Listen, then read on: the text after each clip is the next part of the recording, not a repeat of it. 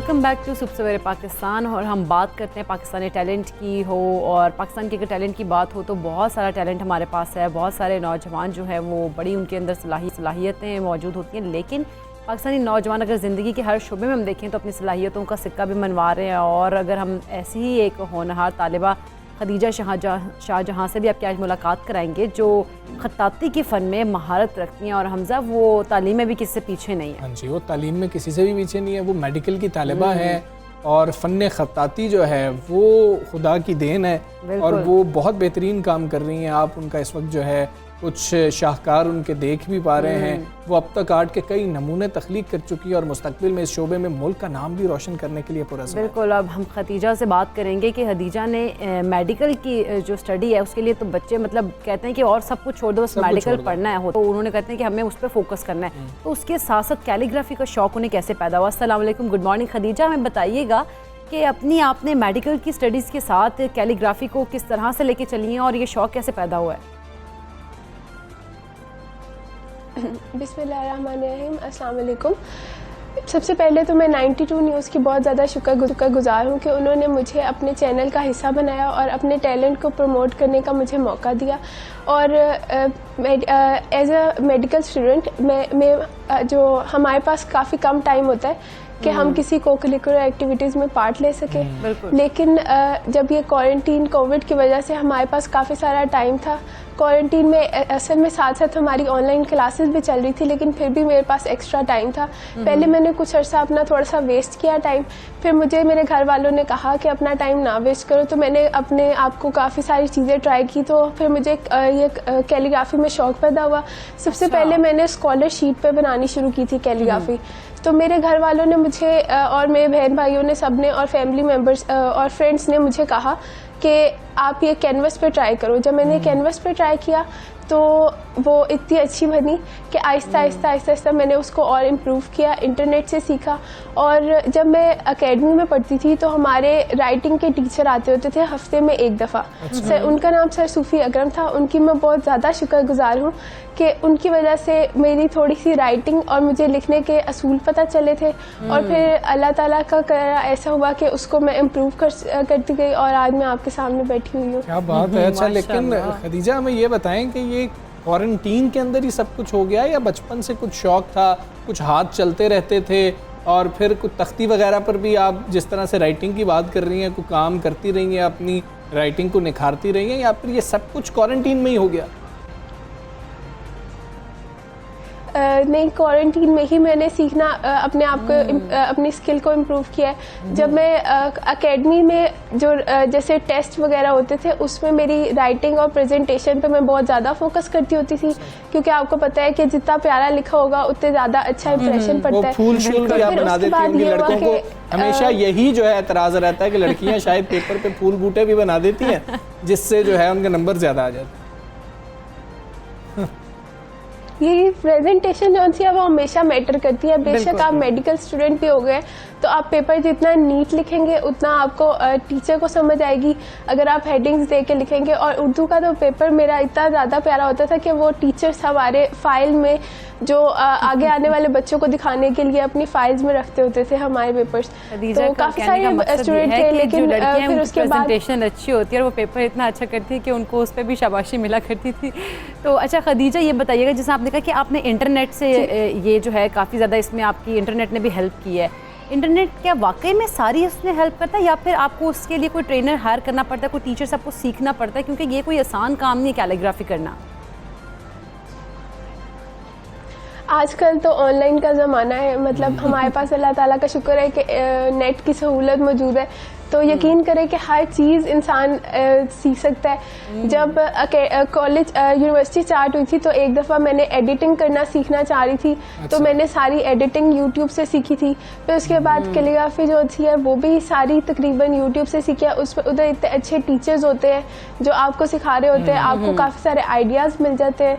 एक तो आपको वैसे भी पेंटिंग्स के साथ खेलना सिखा देते हैं और लिखना भी, आपको हर चीज़ आपको इंटरनेट से सीखी जा सकती है।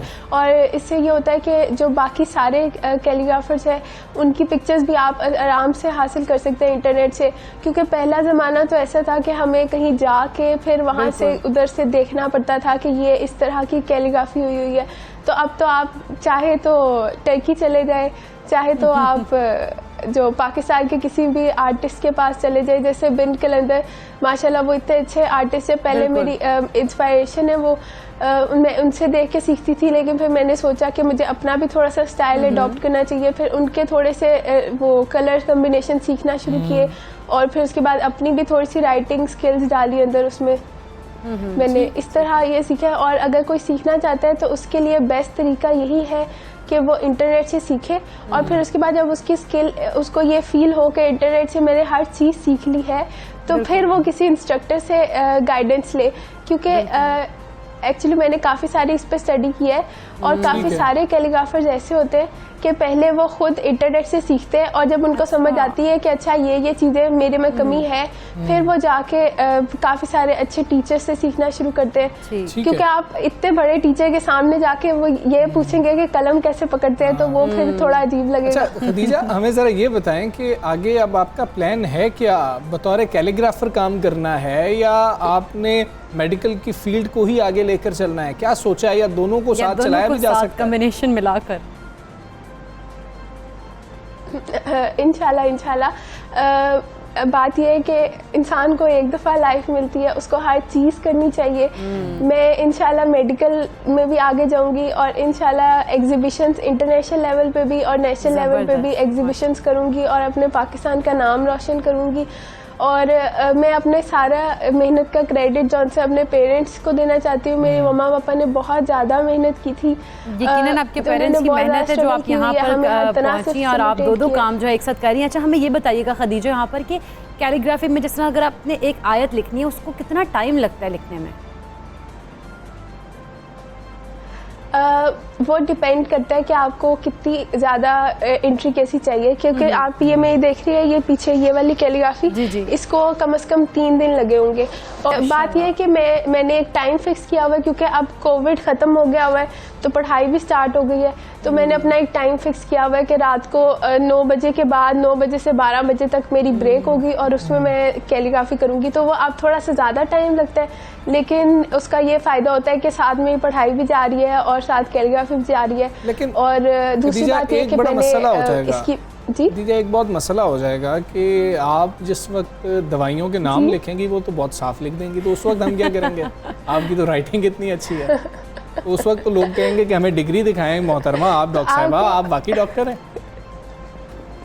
पेशेंट्स भी पढ़ सकेंगे ना, आपको फिर पढ़ना आसान हो जाएगा। जी नहीं, आप ऐसे करके मैं थोड़ी गंदी राइटिंग में लिख दिया करूँगी। अच्छा ऐसा होता क्यों है? चले हमें ये भी बता दें। या फिर आप ये भी कर सकते हैं कि मेरी प्रिस्क्रिप्शन जो सी है फ्रेम करा के अपने घर में लगवा सकते हैं आप। अच्छा नहीं, ऐसा होता क्यों है खदीजा? टाइम नहीं होता?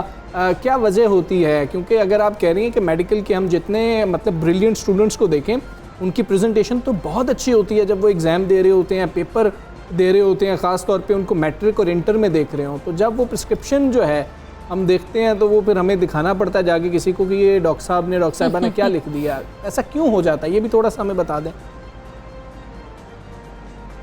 असल में पता है क्या है कि जो डॉक्टर्स होते हैं ना उनको सारी मेडिसिन याद होती है, तो वो इतनी जल्दी लिखते हैं। और दूसरी बात ये है कि उनको पता होता है कि अच्छा ये वाली ड्रग है और ये ऐसे लिख रहे होते हैं, तो फिर वो बच्चे टीचर्स वो बाकी आम आवाम को नहीं समझ आ रही होती। लेकिन मैंने काफ़ी सारे डॉक्टर्स ऐसे भी देखे हैं जिनकी समझ भी आ रही होती है। और मेरी तो अपनी हम 3 बहनें और 1 भाई है, उनमें हम तीनों बहनें डॉक्टर हैं और भाई जो उनसे माशाल्लाह इंजीनियर है। और मेरी बहन की राइटिंग भी बहुत अच्छी है। तो ऐसे खदीजा एक आपने राइटिंग्स की बात की है, मैं आपको एक आइडिया भी दूंगी। आपने कहा यूट्यूब से तो मैं बहुत सारे आइडियाज़ लेती हूँ, आपको एक प्रिस्क्रिप्शन की जो है ना उसको भी कैलीग्राफी के तौर पर लिख कर फ्रेम करना चाहिए। ठीक फिर मैं है, आपके चैनल पे इंशाल्लाह शेयर करूँगी। ठीक है खदीजा, बहुत शुक्रिया आपका, गुड लक। आपने प्रोग्राम किया, सबसे पहले पाकिस्तान हमारे साथ मौजूद थी, और क्या बात है, बड़ा मेडिकल की जबरदस्त स्टडी देखे ना कि पेरेंट्स कहते हैं कि सब कुछ छोड़ दो, तुमने तो सिर्फ यही करना है, और वो बच्चे जो होते हैं खुद भी वही बच्चे कर तो रहे खुद वो होते कर रहे थे, लेकिन पेरेंट्स भी बहुत ज्यादा कह रहे थे कि भाई इसी पे अपना जो है ना मेडिकल पे आप अपना सारा फोकस रखें। हैं। लेकिन तो क्या बात है, आप देखिए देखिए जरा। पाकिस्तान में टैलेंट बहुत मौजूद है, और आप जब ये कहते हैं कि मेरी तो फील्ड इतनी टफ है कि मैं अपने शौक जो है उसको परवान नहीं चढ़ा पा रहा हूँ, उसको टाइम नहीं दे पा रहा हूँ, तो देखें आप वक्त दे सकते हैं अगर आप मैनेज करना चाहते हैं। और आगे बढ़ के कुछ मौसम की बात कर लेते हैं कि मौसम की बारिश बात हुई करते है और बारिश होने के इम्कानात भी हैं, और कितनी बारिश होगी, मौसम कैसा रहेगा। अच्छा, कराची में भी बारिश हुई है वैसे, कराची ऐसे में ही अब है। रात भर गरज बारिश चमक के होती साथ रही है, हुई है। गरज चमक के साथ, बिल्कुल। और अगर बाकी अगर बात की जाए जिस तरह से अगर देखा जाए तो लाहौर में भी हमसा मौसम बड़ा अच्छा था, ठंडी हवाएं रात को चल रही थी। हाँ, कल तो बूंदाबांदी भी हुई थी। और बात करेंगे, हमारे साथ सरदार सरफराज साहब मौजूद हैं, डायरेक्टर महकमा मत हैं। सरदार सरफराज साहब, अस्सलाम वालेकुम, गुड मॉर्निंग सर। सर, मौसम के बारे में जानना है कि आज मौसम कैसा रहेगा मुल्क के मुख्तलिफ इलाकों में, मुख्तलिफ शहरों में। जी वालेकुम अस्सलाम, बहुत शुक्रिया। देखिए, आज भी इम्कान है मानसून हवाओं का जो सिलसिला चल रहा है इस वक्त पूरा पाकिस्तान तो नहीं, कम से कम ये कह लेंगे 70 से 80% पाकिस्तान का एरिया है उसकी लपेट में। और कराची में भी गुज़श्ता रात अच्छी बारिश हुई, बाद जगहों में तो खासी तेज़ बारिश हो गई। और इसी तरह से सिंध के भी बेशतर एरियाज़ में जैकोबाद, हैदराबाद, उधर बदीन, ठट्ठा, थरपारकर और नवाबशाह, नौशहर फिरोज़, इन सभी इलाकों में बारिश हो गई, कहीं थोड़ी मॉडरेट, कहीं लाइट रेन। तो सिंध में आज भी इम्कान है, कल भी इम्कान है, बल्कि परसों तक ये जाएगा सिलसिला। और ख़ासकर जो ईस्टर्न सिंध है, थरपारकर, बदीन, ठट्ठा, ये डिस्ट्रिक्ट्स तो अगले लगता है कि ऑन एंड ऑफ 4-5 दिन तक वहाँ उस एरिया में होती रहेगी, इसलिए कि राजस्थान पे एक जो लो प्रेशर एरिया मौजूद है, तो उसका इन्फ्लुएंस यहाँ आता रहेगा। और इसी तरह से ऊपर आपके पंजाब में भी आज भी बेशतर जगहों में बारिश है। आज फैसलाबाद में भी, लाहौर में भी, ऊपर गुजरांवाला, सियालकोट, नारोवाल आफ्टरनून में चांसेस हैं, इस्लामाबाद, पिंडी में भी। और जी, ये सिलसिला वहाँ भी अगले 2 दिन तक है मेरे ख्याल में, कम से कम। सही है, ठीक है सरदार साहब, मानसून स्पेल के हवाले से बताइएगा, ये लास्ट कब तक रहेगा? देखिए जी, ये इस वक्त एक्टिव फेज में है मानसून, तो उसमें लग रहा है कि इसके बाद एक और स्पेल है, बिल्कुल इससे कोई एक आध दिन का मेरे ख्याल में गैप होगा, और फिर 10 10 हो जाएगी, तो एक नया लो प्रेशर एरिया उसमें डेवलप हो रहा है बे ऑफ बंगाल में, तो उसकी भी ज़ाहिर है इन्फ्लुएंस में करंट्स इधर पेनिट्रेट होना शुरू हो जाएंगे हमारे एरिया में। तो एटलीस्ट ये 16-18 सितंबर तक जाता हुआ दिखाई दे रहा है। ठीक है सरदार सरफराज साहब, बहुत शुक्रिया आपका।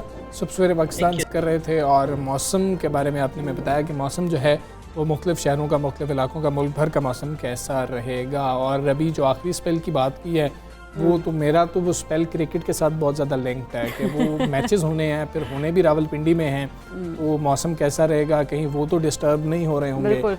अच्छा हमजा, अगर जैसा तुमने कल कहा था ना, हमने जब क्लोजिंग की तो तुमने कहा था कि मौसम को एंजॉय किया। जब मैं जाई थी वाकई में उससे मौसम इतना ज़बरदस्त हो गया, तो मुझे वो बात याद है कि बहुत सारे लोग अभी एंजॉय कर रहे होंगे मौसम को। ऐसा T20 वर्ल्ड कप की बात ही कर लेते हैं कि टीम फाइनल हुई, फाइनल होने के बाद बाबर आजम के हवाले से कुछ खबरें सामने आई कि वो सिलेक्शन पे खुश नहीं है। फिर PCB की जानिब से मौक़िफ़ सामने आ गया कि ऐसी कोई बात नहीं है, ऐसी खबरें जो गर्दिश कर रही हैं ये दुरुस्त नहीं है, लेकिन बाबर आजम की जानिब से फिर भी कोई बयान सामने नहीं आया। बिल्कुल ऐसी है। अच्छा, अगर हम बात करें तो बहुत सारी कौमी टीम के माहौल से मुतालिक हक़ाइक़ के मुनाफिर रिपोर्ट्स गर्दिश करी हैं, ऐसा उन्होंने वसीम साहब ने कहा है। और आइंदा बैनुल अक़वामी असाइनमेंट्स उन्होंने कहा कि उसके लिए स्क्वाड का ऐलान किया जा चुका है।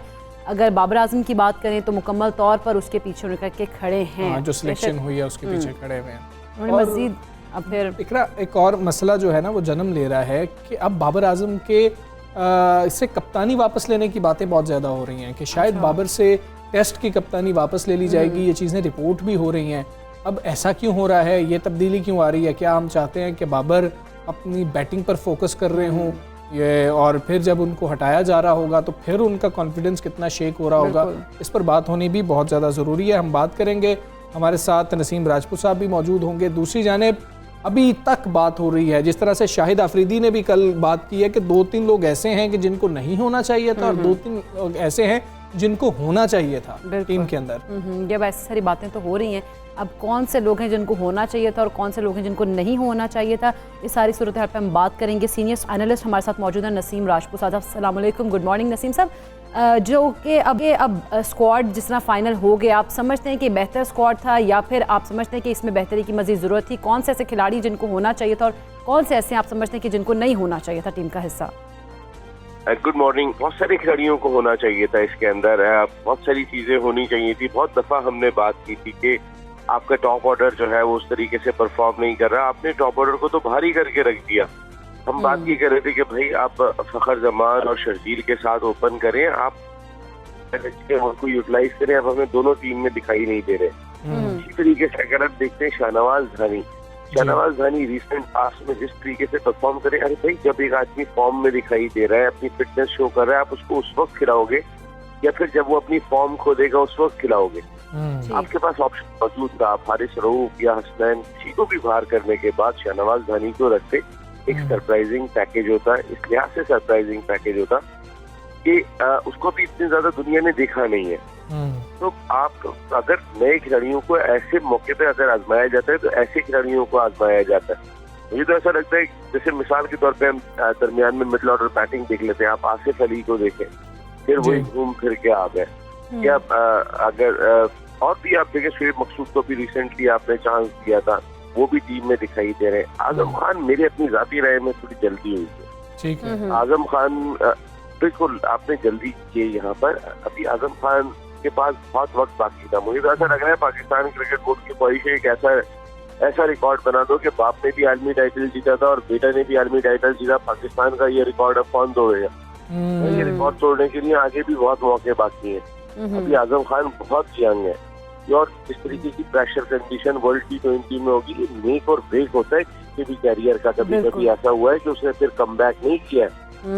तो उस लिहाज से अगर आप देखते हैं तो यार बहुत ही कुछ अजीब से डिसीजन दिखाई दी। यहाँ पे सरफराज को होना चाहिए था आजम की जगह। मेरी अपनी जाती राय में सरफराज यहाँ पर होते, एक्सपीरियंस की आपको जरूरत पड़ सकती है। सही है। मैच ऐसा होता है कभी सामने वाली टीम 140-150 करे और आपकी टीम जो है वो पता चलता है कि शुरू में विकेटें गिर जाती हैं आपकी। तो लेके चलने वाले प्लेयर कहाँ है? शुएब मलिक, इनमें से कौन है जो लंबी बारी लेगा? ऐसे ही है, तो लंबी बारी लेने की अहमियत रखता है। ठीक है सर, ये भी जरा बता दीजिएगा कि बाबर आजम के हवाले से जो खबरें सामने आ रही हैं कि शायद उनसे कप्तानी वापस ली जा सकती है टेस्ट की, ऐसी कोई बात है अभी या ज़ेरे गौर ऐसा कुछ फैसला भी हो सकता है? जरा ये बता रहे हैं कि वो जो खतरा था वो टल गया है। अच्छा, कि बाबर आजम ने जो है वो कहीं ना कहीं बात करने की कोशिश की थी, अपना पैगाम नए chairman Pakistan cricket board Rameez Raja साहब को पहुंचाने की कोशिश की थी। सोर्सेज ये बात कहते हैं, तो उससे पहले ही उनको कन्वे कर दिया गया था कि आप अपने खेल पे तवज्जो दें। ये बात रमीज राजा साहब ने जब मुलाकात की थी उस वक्त भी कही थी उन्हें, आप फोकस करें टीम, ठीक है आप लड़ाई टीम को जो है वो हार और जीत की परवाह ना करें, आप बस रिजल्ट दें, आप लड़के खेलें। मैं ये देखूंगा कि आप हारे कैसे, आप लड़े कैसे थे, तो भैया आप जीते कैसे थे, मैं ये देखूंगा। आपका सवाल ये होना चाहिए, मैं जीतता हुआ देखना चाहता हूँ। अच्छा ठीक है सर, एक और चीज़ भी बता दीजिएगा। हम अपने कोचिंग स्टाफ की बात करते हैं। भारत ने कल टीम अनाउंस की, 5 स्पिनर्स हैं उस टीम के अंदर। अश्विन को वापस लेकर आए हैं, वो टेस्ट मैच नहीं खिला रहे, वो अश्विन को हम देख रहे हैं कि उनको वापस लेकर आए। साथ महेंद्र सिंह धोनी को बतौर मेंटोर वो लेकर आए हैं और हमारे पास कोचेज ही नहीं है, हमारे कोचेज चले गए। बिल्कुल हमारे कोचेज चले गए, हम भी कोचेज देकर जरूर आ गए, लेकिन अब आप सिर्फ थिंकिंग देखें यार, वो उस शख्स को जो है वो लेकर आए अपना मेंटोर के जिसने पहला वर्ल्ड T20 अपनी क़यादत में जिताया था। वो उस शख्स को लेकर आए कि जो ग्रैंड स्लैम मुकम्मल करने वाला इस दुनिया का वाहिद कप्तान है। उसने वर्ल्ड कप जीता, उसने वर्ल्ड T20 जीता, उसने चैंपियंस ट्रॉफी जीती अपनी क़यादत में उसने जो है ना। और फिर वो एक ऐसा मेंटोर है कि थिंकर है यार, हर तरह की क्रिकेट खेल लेता है। तेज खेलना होगा तेज खेल जाएगा, स्लो खेलना होगा स्लो खेल जाएगा, हेलीकॉप्टर शॉट मारना होगा हेलीकॉप्टर शॉट मार जाएगा। फिर एक लीडर है। मैंने आपको क्या बात कही कि हमारे यहाँ पर बाबर आजम अति इतना सीनियर लीडर नहीं है, हमने उनके साथ सकलैन को लगा दिया। उनका कौन सा कोचिंग का ज्यादा एक्सपीरियंस है, वेस्ट इंडीज में या इंग्लैंड में वो एक स्पिन बॉलिंग कोच की हैसियत से गए। पहले हम कहते थे मिसबा का कोई कोच एक्सपीरियंस नहीं है, पता चलता है अब्दुल रज़ाक का कोई एक्सपीरियंस नहीं है। कोचिंग के हवाले से मैं बात करूँ तो हम इतने ऐसे डिसीजन ले रहे हैं, ना टीम मजबूत बनाई है, फिर हमने कोचिंग स्टाफ अपना चेंज कर दिया। मेरे ख्याल में मिसबाउल हक और वकार यूनुस को बहुत पहले चेंज हो जाना चाहिए था, लेकिन अब मैं ये बात सोचता हूँ कि क्या उन्हें जल्दी चेंज कर दिया जाए, या 3 महीने के बाद अगर वर्ल्ड T20 हो तो ऐसा लग रहा है आपने उनको क्लियर चिट दे दी। जो आपने 2.5 साल जो भी करते रहे थे गए, अब जाके कर आप दुरुस्त कह रहे हैं। अब ये होगा कि शायद वो होते तो हालात कुछ बेहतर हो जाते। अब बातें ये हो रही हैं कि पाकिस्तानी टीम शायद दिल्ली जीतेगी, कब जीतना मुश्किल हो जाएगा। बहुत शुक्रिया आपका नसीम राजपूत साहब, सुबह सवेरे पाकिस्तान से आप बात कर रहे थे। हम तो उम्मीद यही करते हैं पाकिस्तान वर्ल्ड कप जीत कर वापस आएगा, और हमें इजाज़त दीजिए, अपना बहुत ख्याल रखिए। अल्लाह हाफ़िज़।